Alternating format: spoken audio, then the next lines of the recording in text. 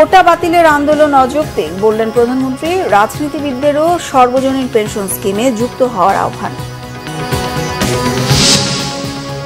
সর্বজনীন pension scheme বাতিলের দাবিতে বিশ্ববিদ্যালয়ের শিক্ষকদের কর্মবিরতি অব্যাহত, ক্লাস পরীক্ষা বর্জন। বিভিন্ন জায়গায় কোটা বিরোধীদের বিক্ষোভ। শিক্ষকদের আন্দোলন গভীরভাবে পর্যবেক্ষণ করা হচ্ছে, সময় মতো সমাধান বলেছেন ওবায়দুল কাদের। দেশে জমিদার তন্ত্র চালু করেছে সরকার, অভিযোগ বিএনপি। কুড়িগ্রাম ভয়াবহ রূপ নিয়েছে বন্যা, পানিবন্দী 2 লাখ মানুষ। সিরাজগঞ্জ ও জামালপুরে পরিস্থিতির আরো অবনতি, দুর্ভোগে বানভাসীরা।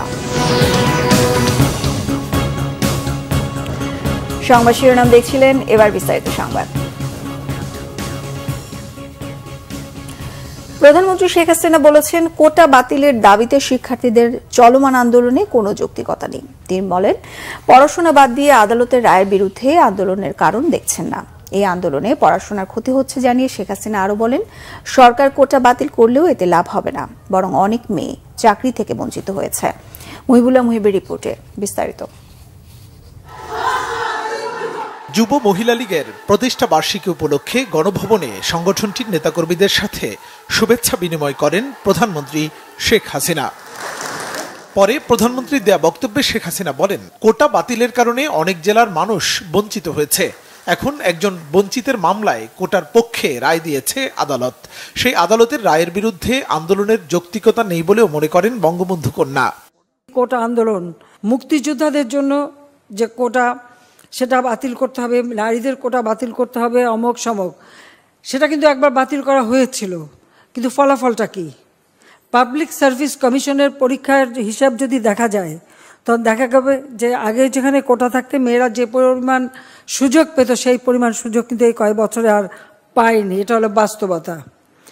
এমনকি অনেক অনেক জেলা, প্রত্যন্ত অঞ্চল, সে অঞ্চলের মানুষগুলি কিন্তু বঞ্চিত থেকে গেছে, তারাও চাকরি পাচ্ছে না।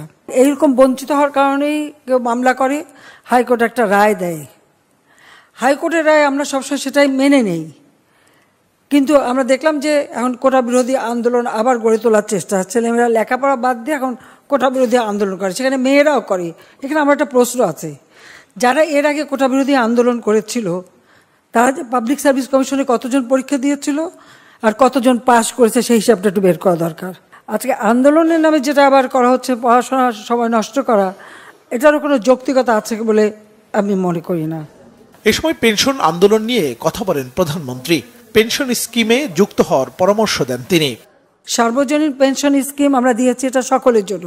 এটা আমাদের নির্বাচনী ইস্তাহারে ছিল, 2008-এ নির্বাচনী ইস্তাহারে আমরা করতে পেরেছি। শুধুমাত্র সরকারি চাকরিজীবী তারাই পেনশন পায়, আর বাকিরা বঞ্চিত থাকে। কাজে কেউ যাতে বঞ্চিত না থাকে, সেই জন্য কিন্তু বিভিন্ন স্তর ভেদে আমাদের এই সার্বজনীন পেনশনের ব্যবস্থা করা আছে। আমি মনে করি আমাদের যুব মহিলা লীগের যারা মেয়েরা, প্রত্যেকে কিন্তু নিজেরা এই সার্বজনীন পেনশন স্কিমে যুক্ত হতে পারে নিজেদের একটা ভবিষ্যতে।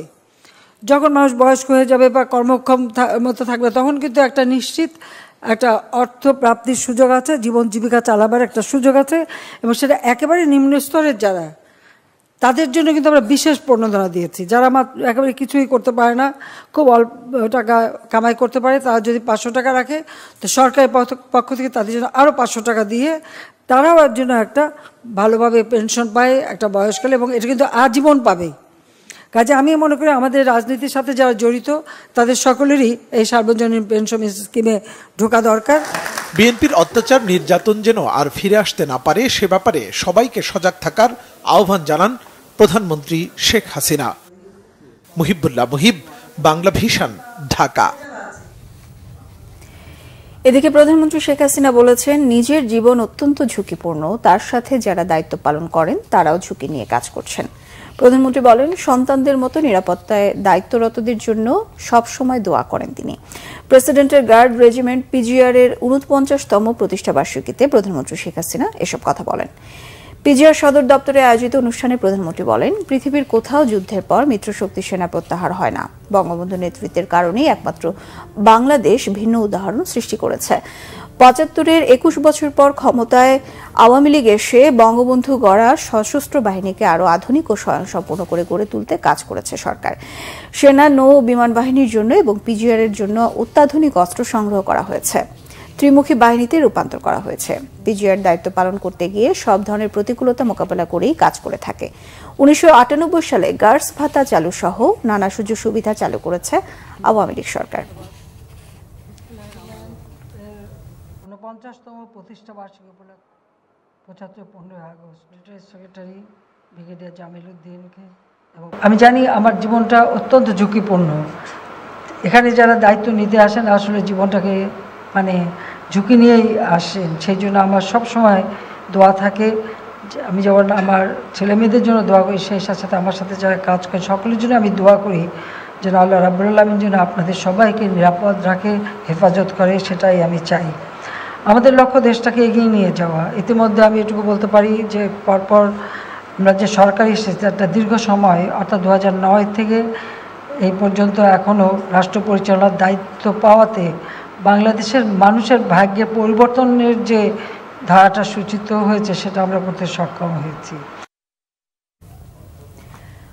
সর্বজনীন পেনশন প্রত্যয় স্কিম বাতিল করে সুপার গ্রেডে অন্তর্ভুক্তির দাবিতে সপ্তম দিনের মতো ক্লাস পরীক্ষা বর্জন করে আন্দোলন করছেন শিক্ষকরা। দেশের 40টি সরকারি ও পাবলিক বিশ্ববিদ্যালয়ের শিক্ষকরা স্ব প্রতিষ্ঠানে তাদের কর্মসূচি বাস্তবায়ন করছেন। এতে অচল হয়ে পড়েছে দেশের উচ্চশিক্ষা। শিক্ষকরা বলছেন দাবি আদায় না হওয়া পর্যন্ত এই আন্দোলন চলবে। রবিবার দুপুরে ঢাকা বিশ্ববিদ্যালয়ে ক্লাস পরীক্ষা বর্জন করে কলা ভবনের সামনে আন্দোলন করেন শিক্ষকরা। সরকার ঘোষিত প্রত্যয় স্কিম থেকে মুক্তি চান তারা। ঢাকা বিশ্ববিদ্যালয়ের শিক্ষকদের সাথে যুক্ত হন কয়েকটি বিশ্ববিদ্যালয়ের শিক্ষকরা। শিক্ষক নেতারা বলেন, উদ্দেশ্য প্রণোদিতভাবে একটি গোষ্ঠী সরকারকে বিপদে ফেলার চেষ্টা করছে।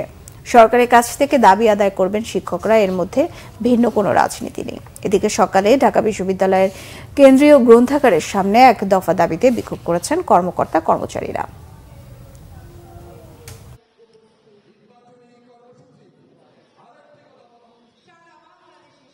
আমাদের পরিষ্কার বক্তব্য, আমাদের সুপার গ্রেড আমাদেরকে প্রতিশ্রুতি দিয়েছেন সেখানে যেতে হবে। প্রত্যেক স্কিম আমাদের থেকে আমরা প্রত্যাহার করেছি বিশ্ববিদ্যালয়ের শিক্ষকরা।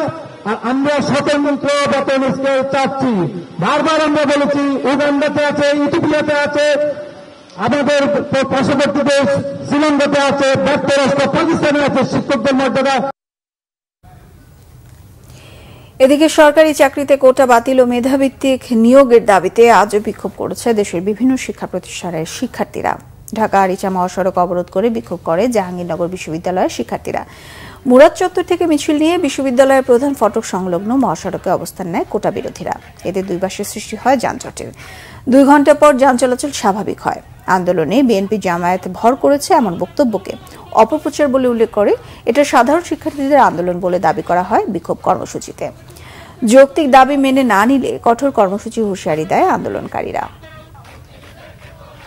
শিক্ষক আন্দোলন সরকার গভীরভাবে পর্যবেক্ষণ করছে।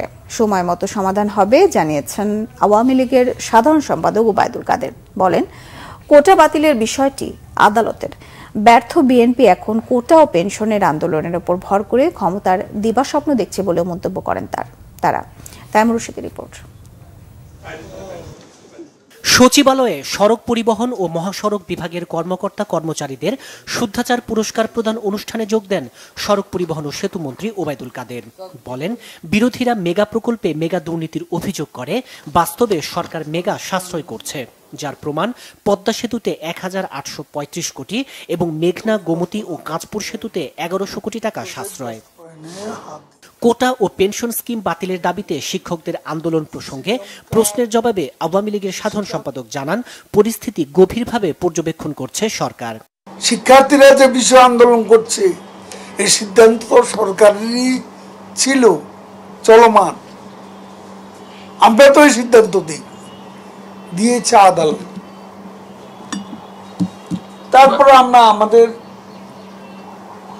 দেশের ব্যাপার, শিক্ষা প্রতিষ্ঠান আমরা গভীরভাবে পর্যবেক্ষণ করছি। পরিস্থিতি সময়মতো সমাধান হয়ে যাবে। I hope so and I believe so. Obaidul কাদেরের অভিযোগ, সবকিছুতে ব্যর্থ বিএনপি ও সমমনা দলগুলো এখন পরজীবী আন্দোলন করছে। কোটার উপর ভর করেছে, পেনশনের উপর ভর করেছে, নিজেরা ব্যর্থ, অন্যদের উপর ভর করে আজকে স্বীকার করতে চাইছে।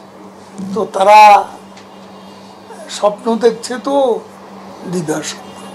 নিজেরা সৎ থাকলে মন্ত্রণালয়ের দুর্নীতির সুযোগ কম, কোনো অবস্থাতেই শ্রীলঙ্কার দৃষ্টান্তের পুনরাবৃত্তি চান না বলেও মন্তব্য করেন ওবায়দুল কাদের। তাইমুর রশিদ, বাংলা ভিশন, ঢাকা। বিএনপির সিনিয়র যুগ্ম মহাসচিব রুহুল কবির রিজভী বলেছেন, ভারতের জন্য ক্ষমতায় টিকে আছে আওয়ামী লীগ। ভারত এখন আওয়ামী লীগের এনার্জি ড্রিঙ্ক হিসেবে কাজ করছে। নয়াপল্টনের মৌলানা ভাসানী মিলনায়তনে আয়োজন করা হয় বাংলাদেশ হিন্দু বৌদ্ধ খ্রিস্টান ফ্রন্টের ঢাকা মহানগর শাখার সম্মেলন। এতে বিএনপির সিনিয়র যুগ্ম মহাসচিব রুহুল কবির রিজভী অভিযোগ করেন, দেশের জমিদার তন্ত্র চালু করেছে আওয়ামী লীগ সরকার। ক্ষমতাসীনদের হাতে কেউই নিরাপদ নয়। লুটপাট আর টাকা পাচারের সংস্কৃতি শুরু করেছে আওয়ামী লীগ। শুধু বেনজির আর আজিজ নয়, আরো শত শত রাঘব বোয়াল তৈরি হয়েছে। সরকারের আশ্রয় প্রশ্রয়ে এসব করছেন তারা। দুর্নীতি লুটপাট করে সরকার দেশের অর্থনীতিকে ধ্বংস করেছে বলেও মন্তব্য করেন রুহুল কবির রিজভী। ঢাকা মহানগর উত্তর দক্ষিণ সহ 4 মহানগরে নতুন কমিটি ঘোষণা করেছে বিএনপি। বিএনপির সিনিয়র যুগ্ম মহাসচিব রুহুল কবির রিজভীর সই করা এক বিজ্ঞপ্তিতে এ তথ্য জানানো হয়েছে। এতে বলা হয়েছে, জাতীয়তাবাদী যুবদলের সাবেক সভাপতি সাইফুল আলম নীরবকে আহ্বায়ক ও বিএনপির ক্রীড়া বিষয়ক সম্পাদক ফুটবলার আমিনুল হককে সদস্য সচিব করে ঢাকা মহানগর উত্তর বিএনপির 2 সদস্যের আংশিক আহ্বায়ক কমিটি গঠন করা হয়েছে। ঢাকা মহানগর দক্ষিণ বিএনপির সাবেক সদস্য সচিব রফিকুল আলম মজনুকে আহ্বায়ক ও সাবেক যুগ্ম আহ্বায়ক তানভীর আহমেদ রবিনকে সদস্য সচিব করে ঢাকা মহানগর দক্ষিণ বিএনপির 2 সদস্যের আংশিক আহ্বায়ক কমিটি গঠন করা হয়েছে। এছাড়া চট্টগ্রাম ও বরিশাল মহানগর বিএনপির আংশিক আহ্বায়ক কমিটি গঠন করা হয়েছে। ভয়াবহ হয়ে উঠছে উত্তরের বন্যা পরিস্থিতি। আরও অবনতি হয়েছে কুড়িগ্রাম, সিরাজগঞ্জ, জামালপুরের বন্যা পরিস্থিতি। প্লাবিত হয়েছে নতুন নতুন এলাকা। এদিকে সিলেটে বন্যা পরিস্থিতির উন্নতি হলেও দুর্ভোগ কমেনি বানভাসীদের। প্রতিনিধিদের পাঠানো তথ্য ছবিতে ডেস্ক রিপোর্ট। কুড়িগ্রামের ধরলা, দুধকুমার এবং ব্রহ্মপুত্র সহ 16টি নদ নদীর পানি আরও বেড়েছে। ভেঙে গেছে বন্যা নিয়ন্ত্রণ বাঁধ। প্লাবিত হয়েছে নতুন নতুন এলাকা। পানিবন্দী 9টি উপজেলার 2 লাখ মানুষ। দুর্ভোগে বানভাসীরা। উপায় না পেয়ে আশ্রয় কেন্দ্রে উঠেছেন অনেকে। বন্ধ রয়েছে শিক্ষা প্রতিষ্ঠান। হঠাৎ পানি আসার কারণে আমাদের অনেক কষ্ট হইতেছে। রাস্তাঘাট তলিয়ে গেছে, আবার বাড়ি তলিয়ে গেছে। পানি আসছে, মানুষের কাজ কাম কি করে খায়। জামালপুরের বাহাদুরাবাদ ঘাট পয়েন্টের পানি কমলেও বেড়েছে জগন্নাথ ঘাটের পানি। এখনো 35টি ইউনিয়নের 1.5 লাখ মানুষ পানিবন্দী। দুর্গত এলাকায় শুকনা খাবার, বিশুদ্ধ পানি ও গোখাদ্যের সংকট দেখা দিয়েছে। ঢলের পানিতে ফুসছে যমুনাও। সিরাজগঞ্জের কাজীপুর সদর, বেলকুচি, চোহালি ও শাজাদপুর উপজেলার 34টি ইউনিয়নের চরাঞ্চল প্লাবিত হয়েছে। পানিবন্দী 5,000-এর বেশি পরিবার। তলিয়ে গেছে বেশ কয়েকটি শিক্ষা প্রতিষ্ঠান সহ তাঁত কারখানা, রাস্তাঘাট ও হাট বাজার, ফসলি জমি। আমাদের ঘর বাড়ি তলিয়ে গেছে। আমরা কোনো শান্ত জায়গা পাইতেছি না। আমরা অবস্থায় আছি, পোলা পানি খাইতে দিতে পারতেছি না। একটা মানুষের মনে কর্ম নাই, তাঁত শিল্প বন্ধ, সবকিছু বন্ধ। শ্রমিকরাও খুব কষ্টে আছে। টাঙ্গাইলের ঝিনাই ও ব্রহ্মপুত্রের পানি বেড়ে পরিস্থিতি আরও অবনতি হয়েছে। ভুয়াপুর, কালিহাতী ও সদর উপজেলার নিম্ন অঞ্চল প্লাবিত হয়েছে। ভাঙ্গনে বিলীন হয়েছে শতাধিক বাড়িঘর ও স্থাপনা। এদিকে সিলেটে প্রতিদিনই কমছে সুরমা, কুশিয়ারা সহ সব নদীর পানি। তবে দুর্ভোগ কমেনি বানভাসীদের। পানি কমলেও উপজেলার গ্রামীণ সড়কগুলোতে এখনো স্বাভাবিক হয়নি যোগাযোগ ব্যবস্থা। Bangla vision news desk. খুলনার ডুমুরিয়া উপজেলার সরাবপুর ইউনিয়ন পরিষদের চেয়ারম্যান শেখ রবিউল ইসলামকে গুলি করে হত্যা করেছে দুর্বৃত্তরা। শনিবার রাতে ওয়াবদার মোড়ে তাকে গুলি করা হয়।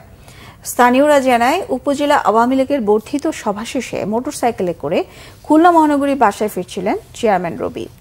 খুলনা সাতক্ষীরা মহাসড়কের গটুদিয়া স্কুলের সামনে পৌঁছালে কয়েকজন দুর্বৃত্ত তাকে গুলি করে। সে সময় গুলিবিদ্ধ হয়ে তিনি রাস্তায় পড়ে যান। পরে স্থানীয়রা তাকে উদ্ধার করে হাসপাতালে ভর্তি করলে চিকিৎসক মৃত ঘোষণা করেন। নিহত রবিউল ইসলাম উপজেলা আওয়ামী লীগের সদস্য। তিনি পরপর 3 বার সরবপুর ইউনিয়নের নির্বাচিত চেয়ারম্যান। রাজনৈতিক ও ব্যবসায়িক বিরোধকে গুরুত্ব দিয়ে হত্যাকাণ্ডের তদন্ত করছে পুলিশ। সংবাদ শেষ করব শিরোনামগুলো আরও একবার জানিয়ে।